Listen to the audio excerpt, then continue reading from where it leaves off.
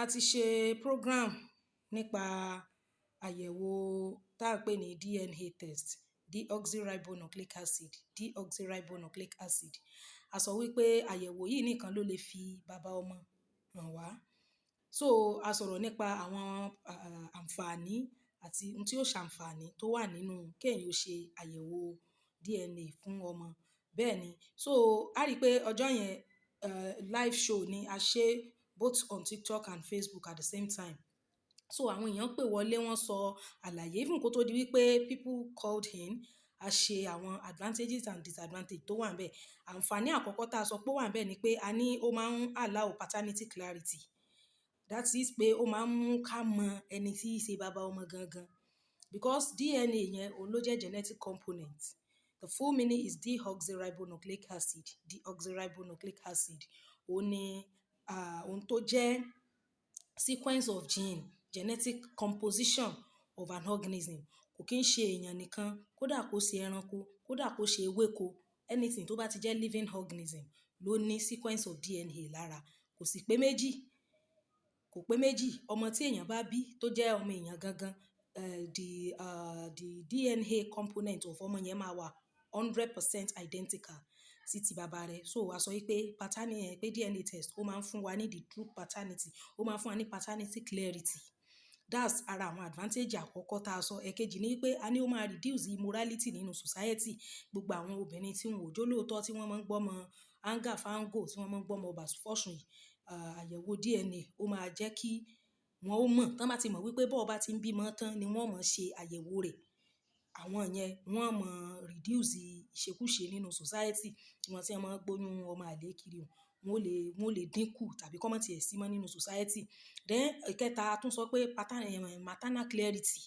Nígbà míì wà tó ṣe wípé bóyá tí wọ́n bá ṣàyẹ̀wò DNA yẹn, tán bá rí pé bàbá ọmọ gan kọ́ ló ní, a fẹ́ mọ̀ gan ṣé ìyá gan sọ́mọ tó jáde lára ìyá gan ni wọ́n gbé fún un. So wọ́n máa ń ṣe maternal DNA náà. Then ó tún máa ń correct àṣìṣe tí àwọn dókítà bí àwọn nọ́ọ̀sì máa ń ṣe nílé ìwòsàn níbi tí èèyàn bá bímọ sí. A rí i pé bàbá kan pè wọlé lọ́jọ́ yẹn tí wọ́n sọ wípé pásítọ̀ làwọn, wípé èèyàn kan tó jẹ́ ará church àwọn ó bí ìbejì, wípé wọ́n gbé ìkan lọ nínú ìbejì yẹn till date. So àwọn míì tí wọ́n jẹ́ àwọn òṣìṣẹ́ níbi hospital tẹ́ pé wọ́n mójútó bí àwọn èèyàn ṣe ń gbẹ̀bí, wọ́n máa ń ṣe awúrúju ńgbà míì tí wọ́n ó gbé ọmọ ẹlòmíì wá fẹ́ lòmíì tí wọ́n exchange ọmọ. A rí i pé program tí mo post yẹn tí àwọn ọkùnrin méjì ń jà sọmọ tí DNA sọ pé kò tiẹ̀ sí kankan tó lọ́mọ gan nínú àwọn méjèèjì. Àwọn èèyàn ń béèrè ní comment section pé ǹjọ́ dá wa lójú gan pé ọmọ tí ẹni ìbí gan náà gbé fún un. So DNA test ó máa fún wa ní the correct mother tó bí ọmọ, àti pé ó tún máa correct gbogbo àwọn àṣìṣe kọ̀ọ̀kan, kùdìẹ̀kudiẹ kọ̀ọ̀kan tí àbáwọn arúmọjẹ kọ̀ọ̀kan tí wọ́n lè ṣe ní ibi tí obìnrin bí ọmọ sí, ṣóyé wa. Then a tún ló máa jẹ́ ó máa jẹ́ ìwẹ̀mọ́ fún àwọn obìnrin tí wọ́n jẹ́ olóòótọ́. Àwọn obìnrin míì wà tó jẹ́ pé wọ́n wà faithful. Bẹ́ẹ̀ gbogbo àwọn tí wọ́n ń ṣe kébékèbé yìí, wọ́n ti ba àwọn tí wọ́n ń ṣe dáadáa jẹ́. Ṣóyé wa. Bẹ́ẹ̀ tí wọ́n bá ń jẹ́ pé at the point tán bímọ kalẹ̀ lẹ̀ náà ni wọ́n ti run DNA test fún ọmọ. A rí wípé pride ló máa jẹ́ for the faithful women. Tán bá ní wọ́n ṣe test pé adé kan ìgbà ẹ̀ wá ṣí mẹ́nìkan lórí, wípé ẹni ni ó ṣe kébékèbé, àwọn obìnrin yòókù ó lè pẹnu pọ̀, because nígbà tó bá yẹ pé gbogbo ọmọ tí kálukú bí náà ni wọ́n ṣe test fún, kò ní sí pé àkúkú mọ̀ bóyá ọmọ tiẹ̀ náà tí wọ́n bí bóyá bàbá ọmọ wọn ọ̀tọ̀ ni. Kò ní sí yẹn nígbà tó bá yẹ pé test yẹn gbogbo ọmọ náà ni wọ́n ń ṣe fún. Ara àwọn advantage ẹ̀ ni. A tún sọ wípé ó máa reduce the world crime rate, torí gbogbo àwọn ọmọ tí wọ́n ń dàgbà tí wọ́n ń hùwà burúkú ní ìsìn wọn máa lè lò pọ̀ jù nù wọn. Wọ́n ní ilé tí bá ń tòrò ọmọ àlè bẹ̀ ni ò tí ì dàgbà. So pé ó máa reduce gbogbo jàgídíjàgan nínú society. Ọmọ tí ò róbì tọ́, tí ò rí bàbá béèrè ẹ̀, tí ò rí ìyá béèrè ẹ̀, a rí i pé jákujàku ni ọmọ hùwà burúkú nínú society. So then àwọn míì wà tó jẹ́ pé wọ́n máa ń ṣe arúmọjẹ gẹ́gẹ́ bí mo ṣe sọ. Ẹ mọ̀, ẹlòmíì wà tó ṣe pé bóyá one particular gender ló nídìí nínú ọmọ, bóyá ó nídìí ọmọbìnrin, bóyá ó ti bóbìnrin ó wá nídìí ọkùnrin, àbó ti bọ́kùnrin ó wá nídìí obìnrin. Ìyẹn míì inú wọn máa ń lọ liaise pẹ̀lú àwọn òṣìṣẹ́ hospital yẹn tó máa bá wọn exchange ọmọ. So a rí wípé tán bá ń ṣe test yẹn immediately, tán bá ti rí pé kíní yẹn ò true, wọ́n á tètè rí correction yẹn ṣe as at the time tí ọmọ ṣẹ̀ṣẹ̀ wá ayé. So ara àwọn advantages mẹ́fà tí a sọ nìyẹn níjọ́ yẹn. Dẹ̀ a tún sọ àwọn disadvantages. Àkọ́kọ́ ni pé ó lè fa untimely death. tó bá lọ rèé ṣàyẹ̀wò ẹ̀jẹ̀, àyẹ̀wò pé ta ló lọ́mọ, tí wọ́n bá ní ìwọ kọ́ lọ lọ́mọ, ó lè fa untimely death. Gbogbo alágbọ́ kéèsì máa nǹkan báyìí tí I think it was about 2 years ago tí wọ́n sọ wípé mọ́níjà àbí iṣẹ́ ìyàwó ẹ̀ ló ní àwọn ọmọ ẹ̀ méjèèjì tó jẹ́ pé guy yẹn ó padà kú ni nítorí ìrònú yẹn. Then ó lè fa mental problem. Àìmọye àwọn èèyàn ní psychiatric hospital nsìn torí wípé wọ́n ṣe test pé DNA sọ pé àwọn kan náà lọ́mọ. So kó tó lọ rí ṣe DNA test, do you have the mental capacity? Tí DNA test yẹn tó bá come out negative, tó bá lọ negative, tó positive, do you think that you can bear it? Yes. Wọ́n ní bọ̀dá kan ti wà psychiatric ward báyìí nísìn. Àìsìmọye èèyàn bẹ́ẹ̀ náà bẹ́ẹ̀. Then ó tún lè fa high blood pressure. Can you bear it? Ṣóyé wa. Then ó máa ń fa enmity láàrin àwọn ọmọ. Imagine ọmọ tán ti jọ ń gbé bóyá bí fún 20 ọdún àbí bí 30 ọdún. Tẹ́kàn dédé lẹ lọ ṣe test, tẹ wá rí wípé ẹnìkan bàbá rẹ̀ ọ̀tọ̀. Ó máa cause confusion. Ṣóyé wa. Then a ní ó tún lè ba ilé ẹni tó jí original father ọmọ yẹn jẹ́. Bí ní ìsìn bóyá ọmọ kan ti pọ́ ọmọ ọdún 20, ẹ wá ṣẹ̀ṣẹ̀ lọ ṣe test, ẹ wá rí wípé ẹni tẹ́ ẹ ti ń pè fún ní daddy ẹ̀ kọ́ ni daddy ẹ̀. Ẹni tó wá jí original daddy ẹ̀ yẹn, bóyá òun ti settle down, ó ti ní home ti ẹ̀, òun náà ti fọkànbalẹ̀. Kẹ wá dédé gbọ́ ọmọ kan dé tí ó mọ̀ tẹ́lẹ̀, tí ó mọ̀ pé òun bí ọmọ yẹn, ṣé ẹ mọ̀, ó lè affect inú ilé ẹni yẹn because ẹni tẹ́ni yẹn fẹ́ yóò mọ̀ wò wípé ṣó ti bímọ kan tẹ́lẹ̀ tí ò sọ ni. A rí wípé gbogbo orú nǹkan bẹ́ẹ̀ yẹn ní DNA test ara disadvantages ẹ̀ ni. Then a tún sọ wípé ó lè mú kí confusion kó wà. Ó lè fa ìtìjú nínú àwùjọ. Bóyá ìyá àti ọmọ yẹn tí gbogbo àwọn èèyàn ti mọ̀ pé bàbá rẹ̀ rèé, ìyá rẹ̀ rèé. Eventually tán kàn ní wọ́n lọ ṣe test kan, test ní bàbá rẹ̀ ọ̀tọ̀ ni. So ó lè fa ìtìjú fún ìyá àti àwọn ọmọ. Ṣóyé wa bẹ́ẹ̀ yẹn. Then ó tún lè fa ìkórìíra lọ́dọ̀ ọmọ sí ìyá wọn pé àṣé ẹni tán ti ẹ̀ bá wọn. Yẹ́mọ̀, all of these things gbogbo ẹ̀ ní a treat ní ọjọ́ yẹn. Then a tún wá sọ wípé tó bá lọ ṣe àyẹ̀wò DNA gẹ́gẹ́ bí ọkùnrin, ó lè mú ìkùnsínú àbí ìkórìíra wá láti ọ̀dọ̀ obìnrin sí ọkùnrin yẹn because obìnrin á máa wò pé àṣé ẹni yóò ti ẹ̀ trust òun. Even tí result yẹn bá come out positive gan, tó bá positive tán ní ìwọ lọ lọ́mọ, the fact pé ọkàn lè lọ ṣe kinní gan is a proof wípé o pe ẹni yẹn ní nǹkan míì, o fi pe tí ò jẹ́. A tún wá jẹ́ kó yé wa wípé òun ṣàyẹ̀wò DNA gan, ìyẹn gan kọ́ ló máa proof wípé bóyá obìnrin yìí jẹ́ olóòótọ́ àbí òjò olóòótọ́.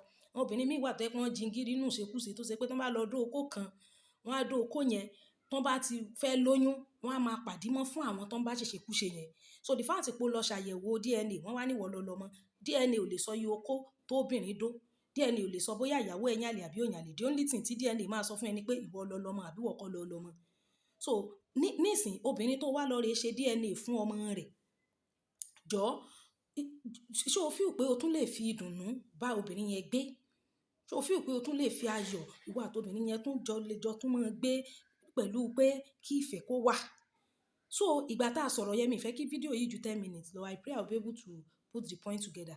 So a rí pé bàbá kan pè wọlé ńjọ́ yẹn tí wọ́n jẹ́ kó yé wa wípé kò yẹ kóbìnrin feel bad about the fact that pé wọ́n fẹ́ lọ rèé run DNA test fún ọmọ rẹ̀, pé in fact ó yẹ kí obìnrin wà excited gan ni, pé kò yẹ kó rí nírí nǹkan tí ò dáa. Tá bá lọ wo live stream tí mo ṣe yẹn, a rí pé kinní yẹn ó wà very, very explanatory. Bí àwọn obìnrin náà pè tán jẹ́ kó yé wa wípé ẹni ọkùnrin tó bá fẹ́ lọ ṣe test, wípé ká kìlọ̀ fún wọn dáadáa kí wọ́n má jẹ́ kí obìnrin ó mọ̀ o. Pé kí wọ́n má jẹ́ kí obìnrin ó mọ̀ wípé torí tí obìnrin yẹn bá fi lè mọ̀ báyìí wípé ìyà ọjọ́ alẹ́ ni ọkùnrin yẹn fi lẹ̀ fún ara rẹ̀.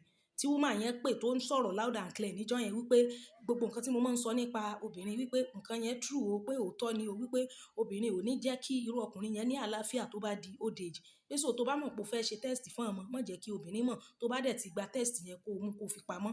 It was later that the baba now called and when he explained, it really made a lot of sense to us pé kò yẹ kóbìnrin rí bí nǹkan ìbínú àbí bí nǹkan ìjà, pé láti wẹ òun gangan fúnra rẹ̀ mọ́ ni àti láti jẹ́ mú kó òun gan lè ní kó lè kẹ́nu rẹ̀ lè gbọ̀rọ̀. Ṣóyé wa, kẹ́nu rẹ̀ lè gbọ̀rọ̀ dáadáa nígbà tí ọ̀rọ̀ tó bá jọmọ́ irú nǹkan bẹ́ẹ̀ bá ṣẹlẹ̀. So wá rí wípé gbogbo àwọn nǹkan yẹn la sọ. A dẹ̀ wá rí pé àwọn disadvantages tí mo sọ níjọ́ yẹn pé ó lè jẹ́ insult, ó lè jẹ́ pé o fi ẹni yẹn pé tí ò jẹ́. Bí disadvantages yẹn ṣe pọ̀ tó pa sọ pé untimely death, mental problem, high blood pressure, ó tún lè fa high blood pressure tẹ́ni yẹn máa nurse. After all said and done, it was still concluded that DNA test should be done immediately after birth. Àtọkùnrin àtobìnrin gbogbo wọn náà padà conclude wípé torí èmi ò gbé kalẹ̀ pé go and do it or don't go and do it. Èmi gbé kalẹ̀ wípé this is the advantages, this is the disadvantages. What did you go for? People went for the fact that it should be done. Yes, after all analysis, after all said and done, after all the advantages, after looking at the disadvantages, àwọn èèyàn padà result pé ẹ rèé ṣe DNA test. So àwa ń jẹ́ kó mọ yé wa wípé test ọmọ tá a bá ṣe at the point tí ọmọ wáyé, èèyàn lè ṣe náà létà ṣùgbọ́n the time tó best jù ní ìgbà téèyàn ṣe bí ọmọ. Why? Because if there is any anomaly, wọ́n á lè tètè rí correct. Story kan ṣẹlẹ̀ nígbà kan ó ti pẹ́ díẹ̀, àwa ìtì ẹ̀ga sì kéré gan jù báyìí lọ. Woman yẹn ti bóbìnrin, ọkọ ẹ̀ ti wá threaten ẹ̀ pé ọmọ ẹlẹ́ẹ̀karùn-ún tó lóyún rẹ̀ yóò tọ́mọ ìbá fi lè jẹ́ obìnrin òun ó fẹ́ ìyàwó mi. Ẹ sọ pé kò sóbìnrin tó fẹ́ pé méjì. So ó ti wá lias pẹ̀lú kan náà àwọn nọ́ọ̀sì pé kó dákun pé tó bá ti gbẹ̀bí fóun, tó bá ti rí póbìnrin lọ́mọ òun kó bóun wọ́ ọmọ ọkùnrin. Ẹni yẹn dẹ̀ lówó díẹ̀, ẹ mọ̀ ọ́n ti sanwó fúnra wọn. So unfortunately ọjọ́ tẹ́ni yẹn bímọ, ẹnìkan náà bímọ ọjọ́ yẹn, obìnrin ni woman yẹn tún bí. Midwife yẹn wá lọ bá gbé ọmọ ọkùnrin tẹ́lòmíì bí fún, ó ṣáà exchange ọmọ yẹn. Unfortunately for them, ọmọ ọkùnrin tán gbé fún woman yìí, sickle cell lọmọ yẹn. Ìyá àti ẹ̀ gangan tó bí sickle cell ló bí. So ìgbà tó di pé ọmọ yẹn ń grow, ọmọ yẹn ń dàgbà, ọmọ yẹn JSS. Ìyá gangan tán dẹ̀ gbọ́ ọmọ fún AA lòun tiẹ̀. Ibẹ̀ làṣírí ti tú pé kò sí bẹ́yìn àṣẹ jẹ́ AA, kódà kó lọ yàn lé SS gan, kò lè ever bímọ SS. Tán kó gbogbo wọn gbà yẹn tán lọ tí wọ́n mọ́lé àti ìpadà follow case yẹn mọ́. So ìlà sí ń sọ pé wọ́n exchange ọmọ, àwọn àṣìgbé ọmọ wọ́ọ̀dù tó ṣe pé ọmọ tó jáde lóbò obìnrin gan kọ́ná gbé fún un.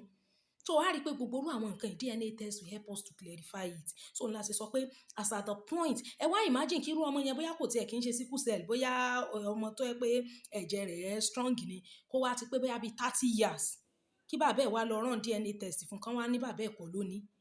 Ibo náà ti sáré fẹ́ ṣé after 30 years yẹn, ṣé àwọn tó ń ṣiṣẹ́ lọ hospital yẹn gbà yẹn ṣáwọn náà sì máa wà ń bẹ́ẹ̀ sìn.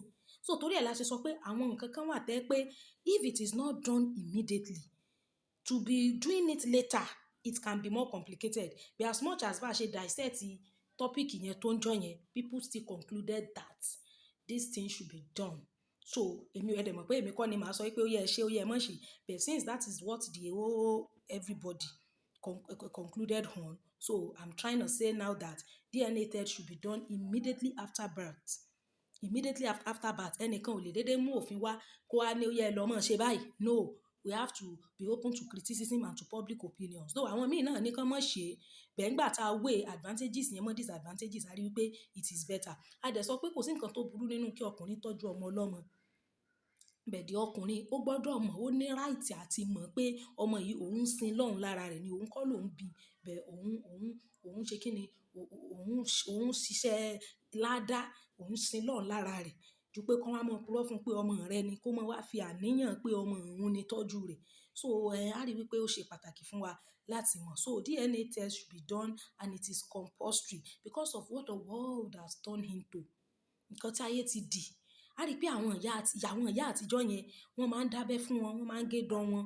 So ara wọn ò kí ń gbóná wéwéwéwé bíi ti àwọn ìsìn. Nísìn tọ́n dábò mọ́, tọ́n dá ìdánmọ́ nísìn, àwọn obìnrin míì wọ́n kàn ya tó wù wọ́n sínú society ni.